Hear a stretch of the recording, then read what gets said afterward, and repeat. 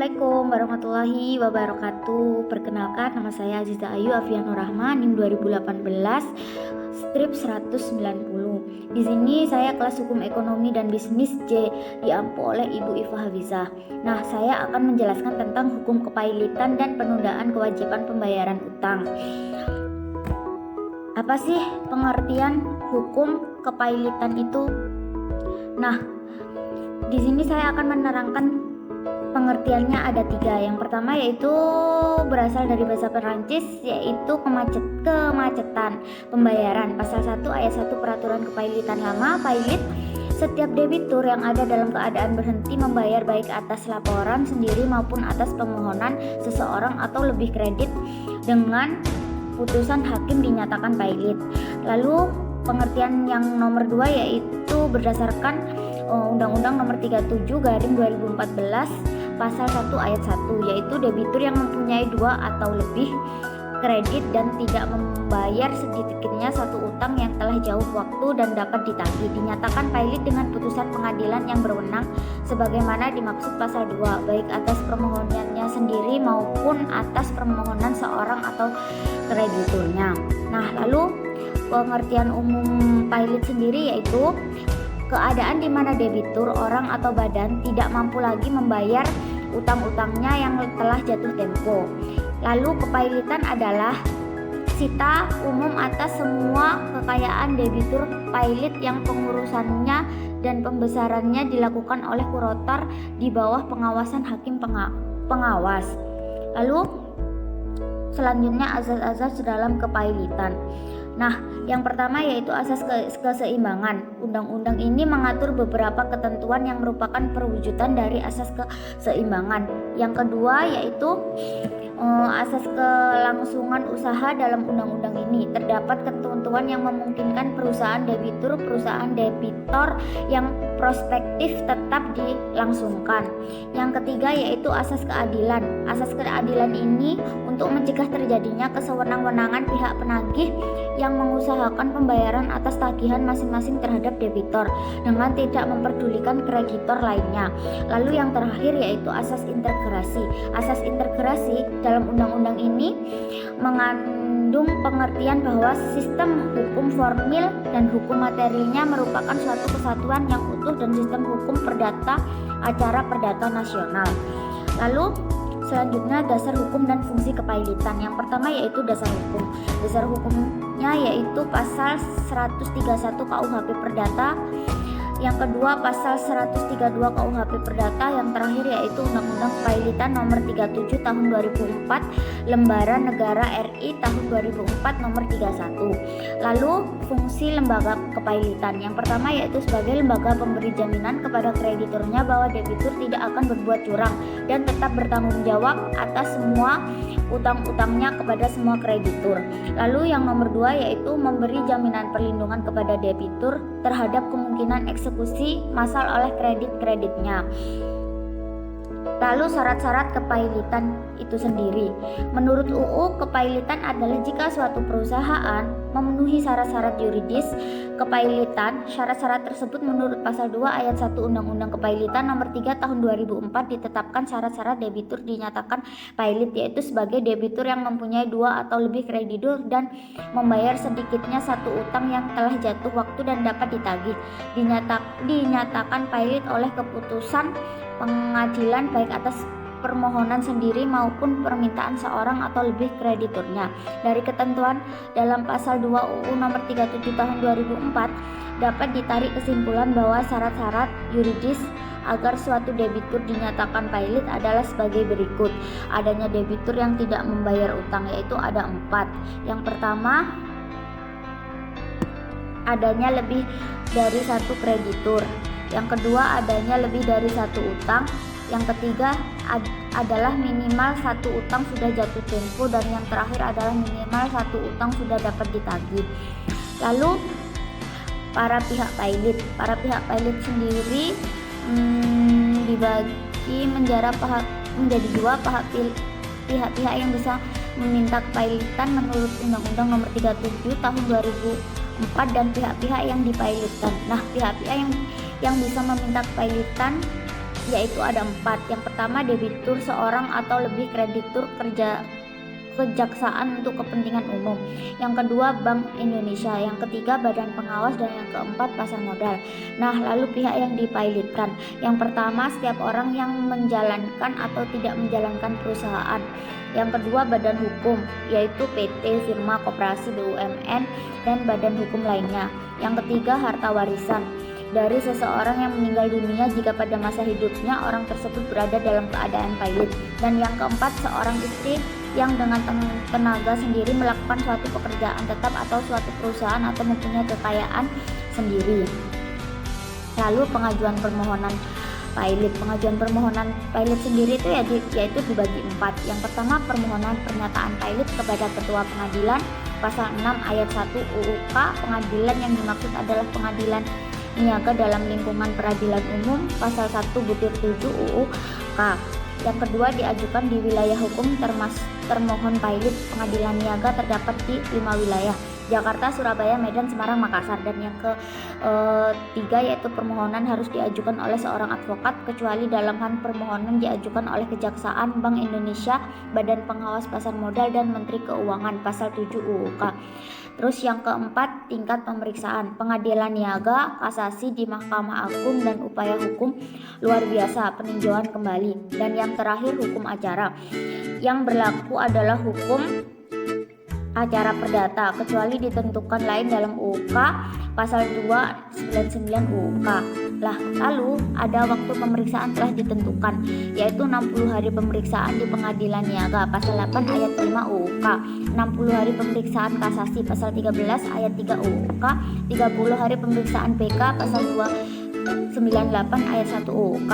Lalu putusan pilot bersifat serta-merta. Lalu pengadilan tetap berwenang memeriksa dan menyelesaikan permohonan pernyataan pilot dari para pihak yang terikat perjanjian yang memuat klausa arbitrase pasal 303 UUK.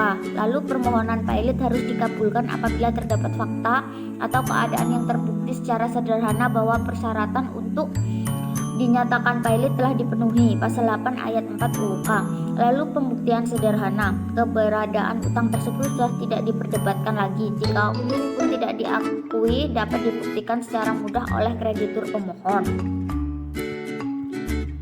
Lalu kurotar dan tugasnya. Dalam putusan pernyataan pilot harus diangkat kurotor. Pasal 15 ayat 1 UUK. Tugas utama kurotor adalah melakukan pengurusan dan pemberesan harta pilot. Pasal 69 ayat 1 UUK. Pengurus harta pilot sejak debitur dinyatakan pilot sampai dengan debitur mengajukan rencana perdamaian antara lain ada 7. Yang pertama mendata, melakukan verifikasi kewajiban debitur. Yang kedua mendata aset debitur termasuk tagihan yang dimiliki debitur sehingga dapat ditentukan langkah untuk menguatkan tagihan dimaksud. Yang ketiga mengamankan kekayaan debitur. Yang keempat meneruskan atau menghentikan hubungan hukum yang telah diakui debitur. Yang kelima melakukan pencocokan utang. Yang keenam melakukan upaya perdamaian.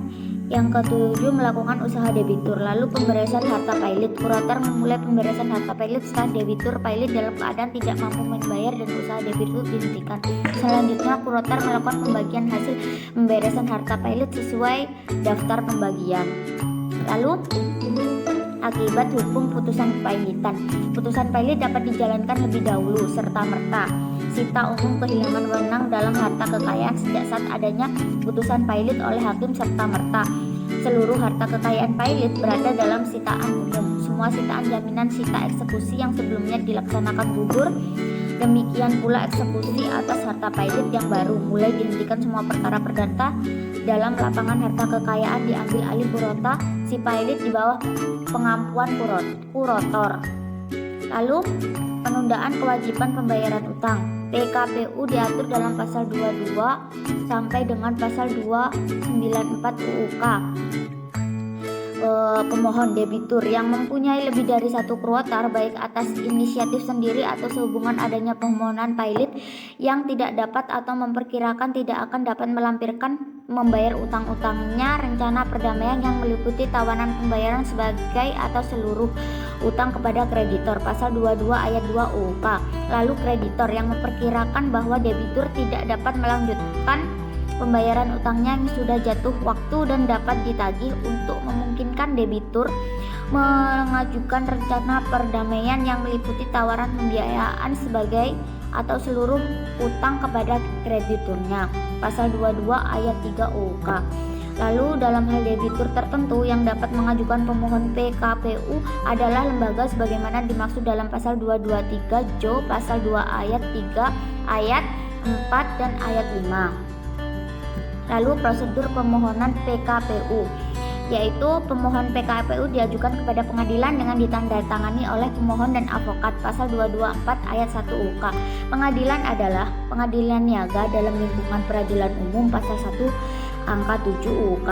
Lalu dalam hal pemohonan adalah debitur, permohonan PKU harus disertai daftar yang memuai sifat, jumlah piutang dan utang debitur. Pasal 22 ayat 2 UK, dan paling lambat 3 hari sejak pemohon didaftarkan, pengadilan harus menganulkan permohonan debitur. 225 ayat 1. Dalam hal permohonan adalah kreditur, pengadilan harus mengabulkan PKPU sementara dalam waktu paling lambat 20 hari sejak tanggal didaftarkannya surat permohonan, dan menunjuk seseorang hakim pengawal dari hakim pengadilan serta mengangkat satu atau lebih pengurus. Pasal 22 ayat 3 UUK. Permohonan PKPU diajukan kepada pengadilan dengan ditandatangani oleh pemohon dan advokatnya. Pasal 224 ayat 1 UUK. Terhadap putusan penundaan kewajiban pembayaran utang tidak dapat diajukan upaya hukum apapun. Pasal 235 ayat 1 UK. Lalu akibat hukum PKPU, tanggung jawab dapat penulisan PKPU diangkat pengurus untuk bersama debitur menggunakan harta debitur. Pasal 22 ayat 2. PKUP berlaku selama 45 hari, dapat dipegang sampai 270 hari. Pasal 228 ayat 4. Selama PKUP debitur tanpa persetujuan pengurus tidak dapat melakukan tindakan kepengurusan atau kepemilikan atau seluruh atau sebagai hartanya. Selama PKUP, debitur tidak dapat dipaksa membayar utang sebagaimana dimaksud dalam pasal 245, dan semua tindakan eksekusi yang telah dimulai untuk memperoleh pelunasan utang harus ditinggalkan. Pasal 242 ayat 1 UK. PKUP tidak menghentikan berjalannya perkara yang sudah dimulai oleh pengadilan atau menghalangi diajukan perkara baru. Selama PKUP tidak boleh melakukan pembayaran utang kecuali kepada semua kreditur. Pasal 245 UK. Lalu di sini ada tanggung jawab dan kewenangan, yaitu ada 4: mengumumkan putusan PKUP dan agenda di media cetak, bersama-sama debitur melakukan pengurusan harta dan memastikan harta debitur tidak dapat dirugikan oleh tindakan debitor, melaksanakan verifikasi pajak dan mencocokkan piutang, mengupayakan terjadinya perdamaian. Lalu berakhirnya kepailitan dan PKUPK, yaitu setelah dilakukan pemberesan dan pembagian penutup atau terakhir maka berakhirlah kepailitan. Pasal 202 ayat 1 PKUK. Lalu berakhir pada saat putusan perdamaian berkekuatan hukum tetap. Pasal 228 UK. Lalu PKPU berakhir karena perdamaian ditolak sehingga debitur dinyatakan pailit. Pasal 289 UK. Lalu yang terakhir, Kurota dan pengurus melakukan pengumuman mengenai berakhirnya kepailitan, dan PKPU dapat berita negara Republik Indonesia dan surat kabar. Pasal 202 ayat 2 dan pasal 288 UK. Sekian presentasi dari saya. Bila ada salah kurangnya mohon maaf. Wabillahi taufiq wa hidayah. Wassalamualaikum warahmatullahi wabarakatuh.